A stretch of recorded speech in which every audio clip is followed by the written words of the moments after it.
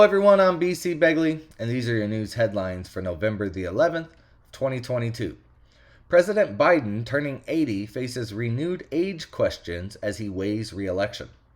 As U.S. President Joe Biden prepares to turn 80 on November 20th, potentially announcing a re-election bid shortly thereafter, the United States is entering unmapped territory, an octogenarian in the Oval Office. Sam Bankman-Fried steps down as FTX CEO as his crypto exchange files for bankruptcy. Sam Bankman-Fried's cryptocurrency exchange FTX has filed for Chapter 11 bankruptcy in the United States, according to a company statement that was posted on Twitter. Bankman-Fried has also stepped down as CEO and has been replaced by John J. Ray III, though the outgoing chief will stay on to assist with the transition. The Secret Service broke chain of command after 9/11 without Bush and Cheney knowing, new declassified documents reveal. The Secret Service acted outside the military chain of command to scramble jets on 9/11 without the knowledge of the president, a newly declassified interview reveals. Louisiana mayor running for re-election died in a car crash on Election Day. Velma Hendricks, the 84-year-old mayor of Melville, Louisiana, who was running for re-election, was killed in a car crash on Election Day just hours before the polls closed, local authorities announced. A noose halts construction at Obama Presidential Center in Chicago. Police have launched an investigation, and construction of the Barack Obama Presidential Center in Chicago was halted Thursday after a noose was found on the site.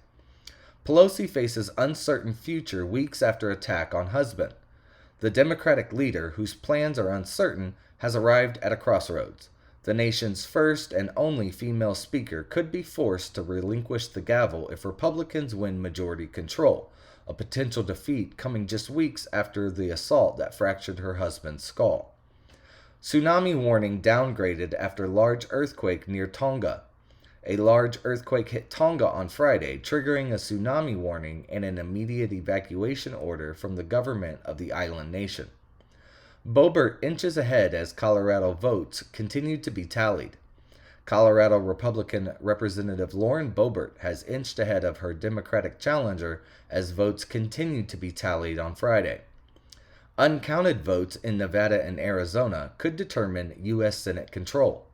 Arizona and Nevada election workers were working on Friday to tally hundreds of thousands of ballots that could determine control of the United States Senate and shape the President Joe Biden's next 2 years in office, in a vote count that officials in the two battleground states warned could drag on for days. Ukrainian flag raised in Kherson after Russia's retreat. Top U.S. general says diplomatic solutions are possible.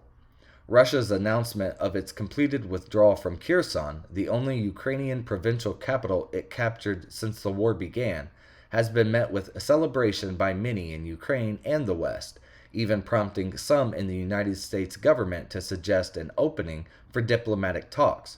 U.S. President Joe Biden, however, maintains that the timing of talks must be up to Ukraine.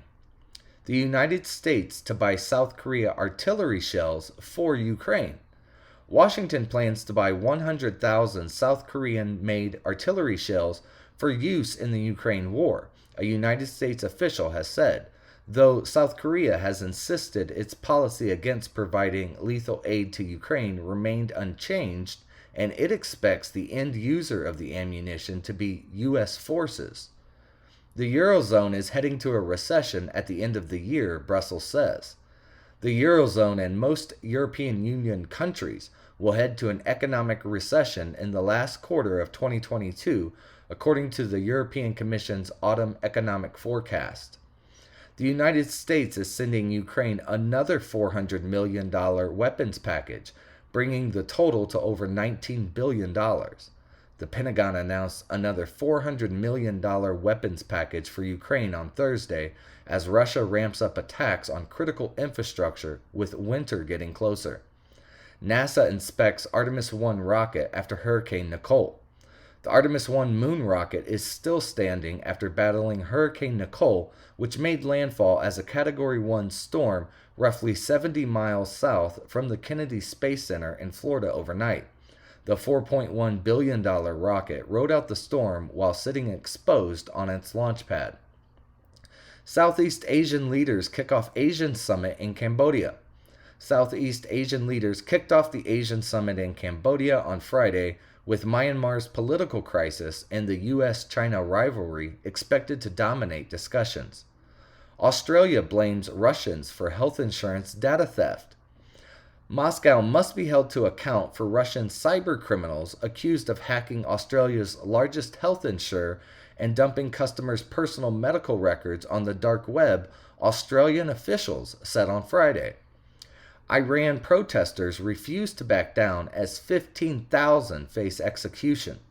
Nationwide protests continue in Iran for the 53rd straight day, despite nearly 15,000 Iranians having been arrested in connection to the demonstrations and who are now facing the death penalty.